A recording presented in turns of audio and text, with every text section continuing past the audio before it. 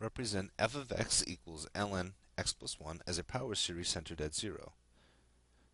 Ln x plus 1 is equal to the integral of 1 over 1 plus x dx, or equivalently as the integral of 1 over 1 minus negative x dx.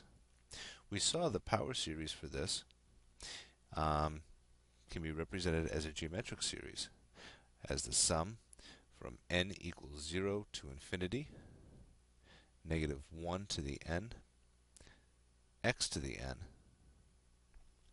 dx. Now this converges on absolute x less than 1. So if we want to represent ln x plus 1, we actually just have to do the integration of this series, which we know we can do term by term. So remember, x is the variable. We'll integrate it, and we'll get the sum from n equals 0 to infinity. Again, negative 1 to the n. This time, x to the n plus 1 over n plus 1.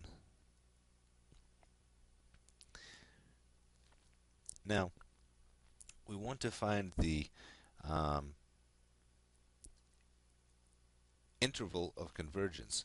Since we've done integration here, or when you do differentiation, we learned in section 9.8 that the endpoints can change, so we might actually get convergence on more than absolute x less than 1. We actually might pick up convergence at one of the endpoints. So what we'll do then is we'll plug in 1 and negative 1. If x is equal to 1, then what do we get here? We get, well, n equals 0 to infinity, negative 1 to the n over n plus 1, which is the alternating harmonic series which converges.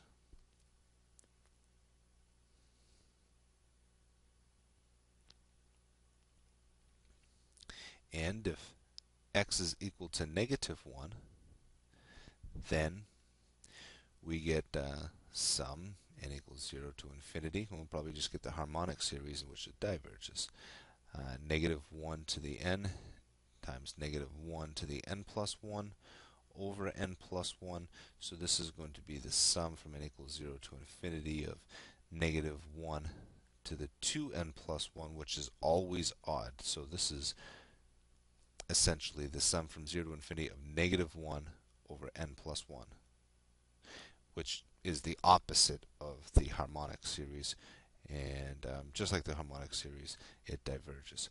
So the interval of convergence for our answer,